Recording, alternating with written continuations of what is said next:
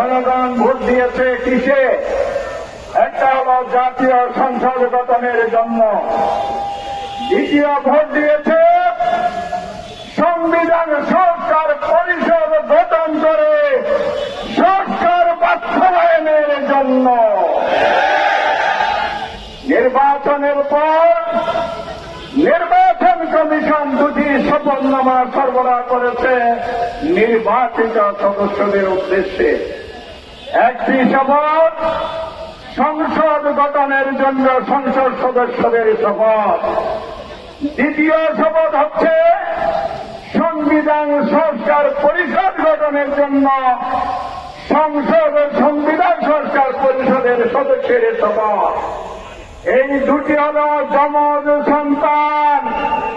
বাইপোডার 12 ফেব্রুয়ারি 26-এর নির্বাচন, কিন্তু বিএনপি সুকৌশলে সংসদে শপথ নিয়েছেন, সাংবিধানিক পরিষদের শপথ নেন নাই। গণপক্ষে অমান্য করেছেন, অবজ্ঞা করেছেন, জাতিকে অপমান করেছেন। শুধু কি তাই, সংসদ অধিবেশন সংস্কার অধিবেশন শেষ দিনে বিরোধী নেতা আমির জামাত ডাক্তার শফিকুর রহমান স্পিকারের দৃষ্টি আকর্ষণ করেছেন।